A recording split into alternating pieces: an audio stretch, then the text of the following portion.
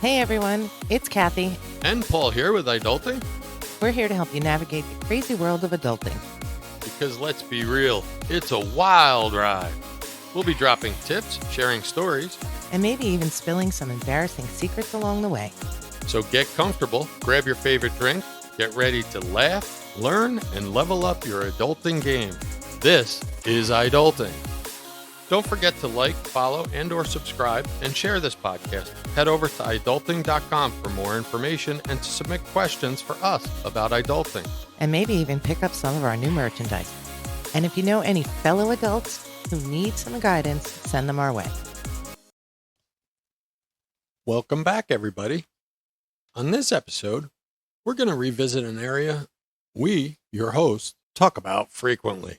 Much too frequently, I feel. That's how the system is failing you young adults. You go to school for years, you're learning a tremendous amount of stuff, cool stuff. But in many key areas, you get left behind. Like you're going to mysteriously pick these skills up along the way. And you do, but there's an easier way. We've recently read and discussed an article from grownandflown.com. It outlines 33 essential life skills that are often overlooked in the classroom, but are vital for adulting. It was written by Helene Wiggins. Since schools have largely removed life skills, our adults learn to adult by watching and being with us, grown-ups, while we do our errands and by taking note of how we behave in certain situations. Then they go off to live their lives, and we wonder how they're going to figure it all out. Not only do I wonder that, but we also wonder how they're going to pay for all of it today. The following 33 basic life skills are skills that hundreds of parents agree young people should have mastered by the time they leave us to lead their own lives. The first is how to mail things. You should know how to write a note, put it in an envelope, address it, stamp it, and mail it. You should be able to pick up mail from the post office. Just think about it. If you've never written a letter to someone, handwritten that is, how would you know where the address goes, where the return address goes, what corner the stamp goes on? These are things that sound basic, but if you were never taught them, you wouldn't know. So if you need to write a letter, or maybe you should just write a letter, ask someone how to show you how to do it. And don't feel bad. Say it's something I've never learned. Can you show me how to do it? Then you can move on to advanced mailing. We call it shipping. Oversized stuff, heavy stuff, valuable stuff has all these different levels. You might need insurance. You might need extra postage. You might need packing tape. You might need the post office. You might have to go in and say, I need to mail this. And they will very kindly instruct you on what labels you need, what boxes you need, if you need insurance, how long you want it to take to get there. They'll walk you through it. They're very helpful. They are. The next skill is how to vote. Most people, well, I don't know anymore. We used to practice in school. You should know how to find your polling place and vote. If you're out of state, you should be registered and get an absentee ballot. Just remember that when you turn 18, you can register to vote. Once you do that, they'll mail you things that will give you this information. You just need to retain it. Most colleges also have places where you can register and have registration drives too. You should also know how to use a telephone. Not texting, not Google searching, not TikTok scrolling. Actually, make a phone call. Introduce yourself. Ask for what you need. Answer the phone politely. Make sure you say goodbye before you hang up.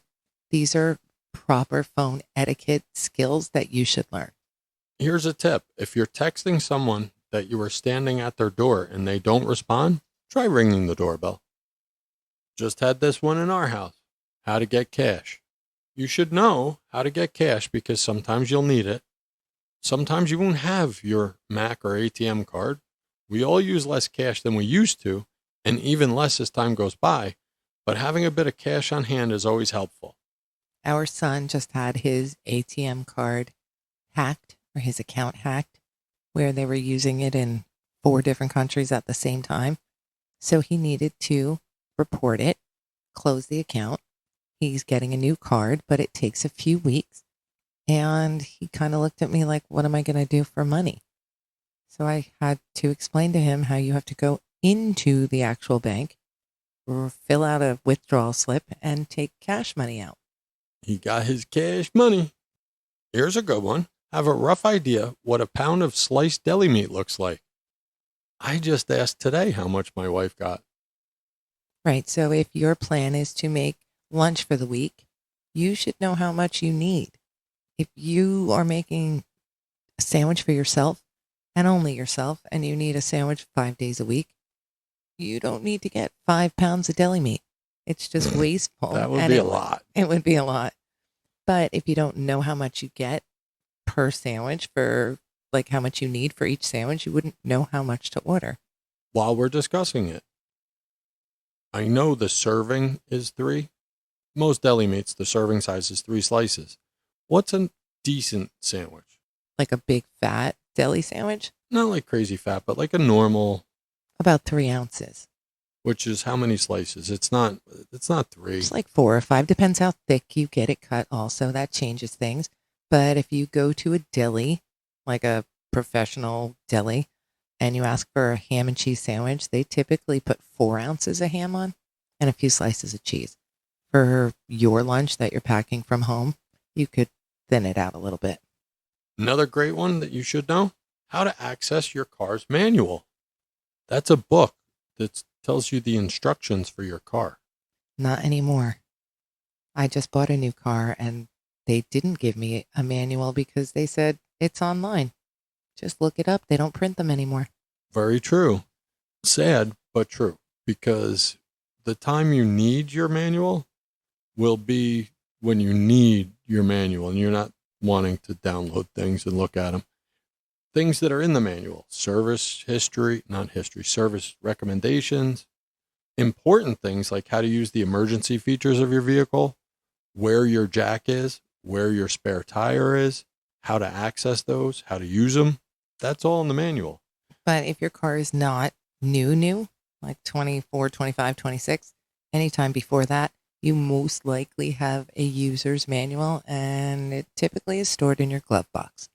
That's the box usually in front of the passenger seat. I don't know if they even use that term anymore because I don't know anyone that puts gloves in their glove box. You should know how to read a map and follow directions without your GPS. I know this is a hard one, and I know, honestly, it was hard for us to even locate maps recently when we were looking. But why were we looking? Because we were in an area, we found ourselves in an area that had no GPS, no service, and we're not familiar with the area. And we thought, wouldn't it would have helped us if we had a map? So then we started looking to see where we could get maps. That is true. We were on Mount Washington. We lost connection with our GPS and somehow lost our direction. So it wasn't saved locally. Our daughter was actually texting with her SOS app to our other daughter who wasn't on the trip to get directions. It was entertaining to say the least. Would have been a lot easier had we had a map. How about how to treat a bad stomach? You should know that if your stomach is upset or you're recovering from a stomach flu, it's best to eat a bland diet for a few days, which means, sadly, no Doritos. You should be familiar with the brat diet, which is bananas, rice, apples, toast. Helps you recover quicker. Yeah, eating a bland diet and letting your stomach rest is a great way to help with a stomach bug. Hot water with lemon is also very soothing to your stomach, although that sounds funny because lemon is so tart. It really does help. And just resting, there are over-the-counter medications that you can get as long as you follow the directions. Next skill, how to write a check. It is going by the wayside. It really is, but there are times, and I found that as an adult, I wrote more checks to my kids' school than to any billing service or any bills we ever had, because I felt like every other week we were writing a check for a class trip or a fundraiser. They truly still deal in checks a lot. I'll bet not anymore. I'll bet now it's Venmo me or Zelle me. I think when it's a personal, like the football team had somebody managing all of the activities, they would pay out of pocket and then we would Venmo them. But if it's like to the school, you're still writing a check. Even the homeless people in Nashville had Venmos. They would put QR codes right on their signs. Number 10 is how to do laundry. Please, Like actually do laundry, not like me. please ask your moms, your dads, your grown-ups how to do laundry. There's a certain amount of soap that needs to go in. There are other additives that go in laundry. If you're doing whites, you can add bleach. If you want to add a scent, you can do that too. Remember, dryer sheets prevent static buildup. There is a technique for laundry. There's also people that are amazing at getting stains out with certain magical combinations. So if you have somebody that does really nice laundry and you've noticed it, ask them to teach you. How about this one? How to figure out the dishwasher. You should know the basics of loading, using it, which soap goes in it, because it's not the soap usually located by the sink. You'll have a problem. Yeah, please don't put dish soap in your dishwasher. Certain items can't even go in the dishwasher, yet they keep ending up in our sink. If something is hand washed, it will say on the bottom, typically not dishwasher safe. These are typically items that are also not microwave safe, so read the labels, people. This one's important. How to use a broom, and not just to fly around the neighborhood. You should know how to sweep with a broom, collect those sweepings into a dustpan. And I know that sounds silly because it seems pretty basic, but if you're sweeping up something really fine and small, you kind of have to be a little gentle. If you're cleaning up things that are heavy and big pieces, you can sweep a little quicker. How to pack a suitcase and figure out what you need to take with you? Just refer to any of our travel episodes. There's an entire art to packing and what you bring with you. There is. All you have to do truly is think about the things you use every day. Make sure you have that with you. Pack the amount of outfits you need for each day and evening you'll be away. Might be some things you wear multiple times, like a bathing suit. Make a list. And when you make a list, you pack your suitcase. I used to make lists for my kids and hand it to them and say, these are the things you need. And they would go and get them all and pack their suitcases. But if you make the list, you get used to it. And after a little while and a lot of traveling, you don't have to list. You don't have to have a list anymore. Check the weather where you're going too when you're getting ready to pack. It may sound like it's somewhere really warm, but you could be in, say, Williamsburg, Virginia, and get an inch of snow in the middle of your vacation. Just and not be ready for it. We were not ready for that. And it was cold. Please, young people, learn and memorize your social security number. It is specific to you. You get one per person. You have your own number. No one else has that number. You will need it often as an adult, so memorize it. Know how to pack and store your leftover food. And know that leftover food is a source of nutrition and that you can eat it. It doesn't have to just go in the fridge and ceremoniously wait there until I throw it out on garbage day. And remember that not all Tupperware is disposable. There's Tupperware that you buy, you use, you clean, and you reuse. There's also disposable Tupperware, which you can put something in that might stain it, or you're going somewhere, you want to give it to someone to take something home. That's not the Tupperware that you keep. Carry your insurance card. There's multiple insurance cards, to be fair. There's your car insurance card. There's medical insurance card. There's prescription coverage. There's dental. There's probably other kinds. You should have a copy, minimally digital copy on your phone in case you need them. You should also be aware of any deductibles that apply.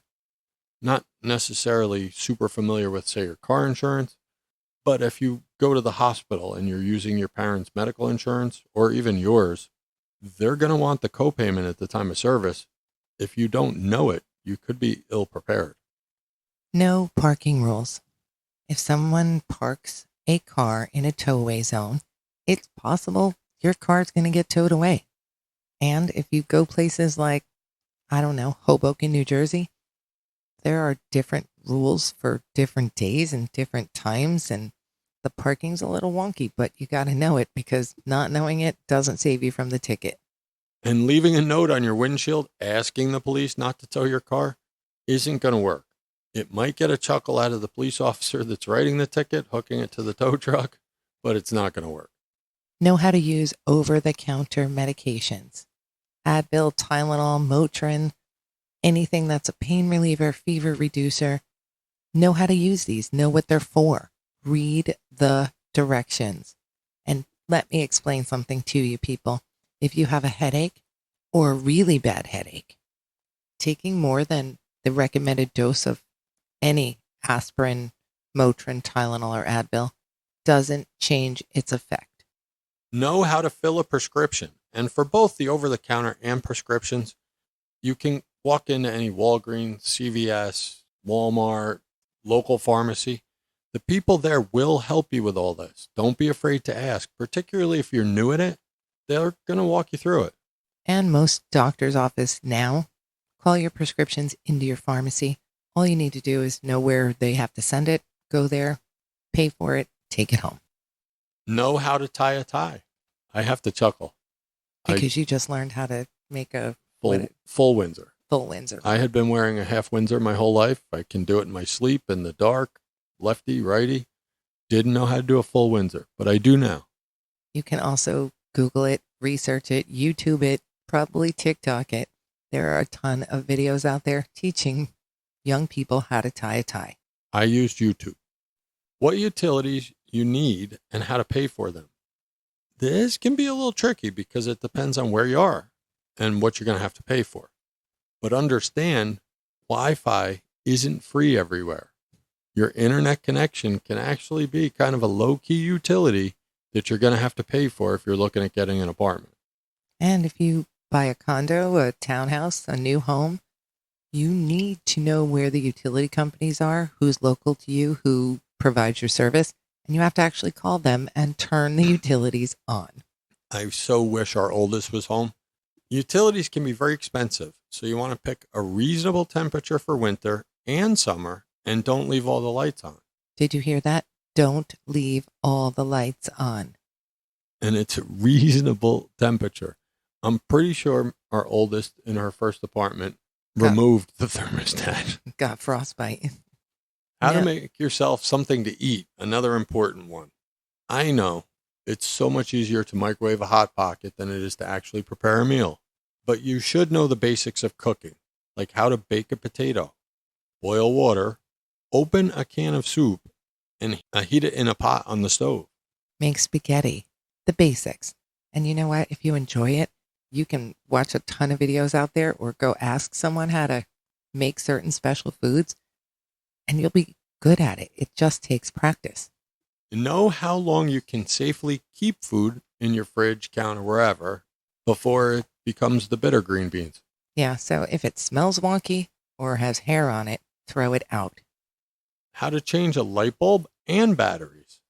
I know this seems basic to most people, but you can't replace a 25-watt light bulb in a small lamp with a 100-watt light bulb. You probably can. It would probably burn or melt your stuff. Yeah. Yeah. There's also advanced battery changing, things I even still look up. For example, how do you change the battery in your key fob? Unscrew that little tiny jeweler's screw, open it. In some of them. Other ones, you have to know how to take the casing apart.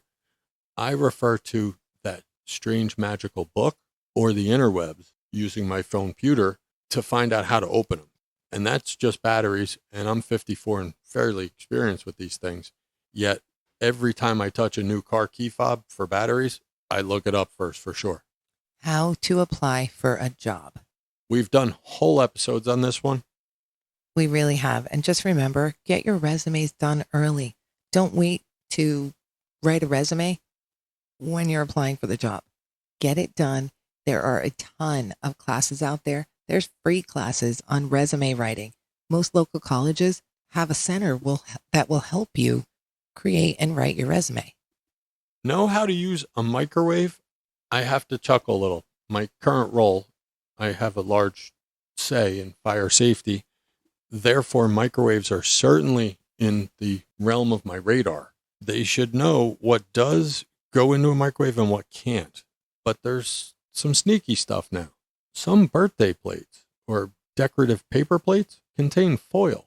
Correct. And pretty much the rule of thumb is if it's foil or metal, don't put it in the microwave. Another great rule I wish everyone would follow: if you're microwaving something, you are in fact cooking. Be in the area paying attention to what's going on and know the time you're supposed to put something in.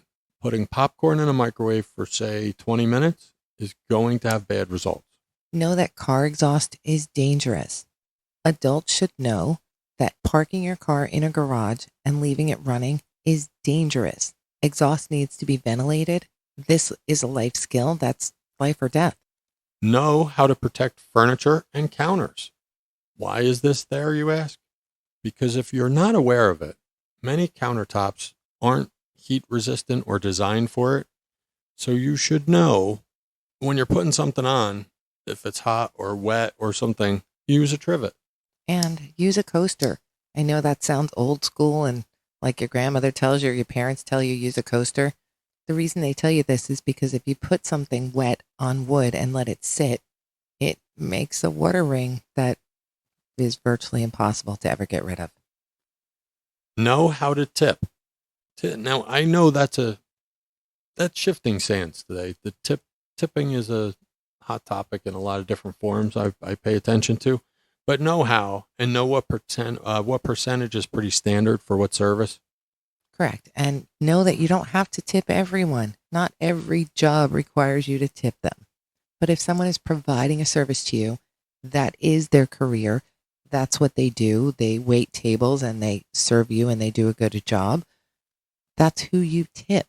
Those are the people that are providing a service and going out of their way to make your experience pleasant. They typically get a tip. The ones that bother me are the point of sale systems that automatically put it at the end. True. I don't like that either. I like to choose the tip that I leave. Know how to fly. Not literally, but if you could figure it out, that would be cool. And let us know. You should know how to book a flight, check your bag, and check in to that flight. At a minimum, you should also be familiar with what you can carry on, what you can't. All of it is available right at the website for the flight or the airline. Airline's the word I'm looking for. The airline does give you a lot of information. It tells you how big your carry-on can be, how much it costs to check your luggage. And when you get there, there's a lot of really big, obvious signs, things like check your luggage here. Follow along. You guys can do this. Know that the acronyms you guys use in your social media, texting, emails, talking to each other are great, but sometimes you need to spell things out. Right? Instead of writing K, you can actually write O-K-A-Y. It's a word. And know when it's okay to use them and not. I've seen acronyms used in professional emails because people are so used to using them in the rest of their life. Doesn't look so good. Know how to do your taxes. We just went through this, and one of our adults did her own taxes, and 3 of them had never actually done it before because I have always done it for them. But this year it was time for them to sit down and figure it out. And there are a tremendous amount of programs out there that actually walk you through it step by step. They tell you what box you can find the information in to enter online and get your taxes done. And if you're doing a 10 easy form because you don't need to, deduct your mortgage tax, then it's simple. It'll take you about 30 minutes. When you're done, save this year's taxes for next year. You're going to need them.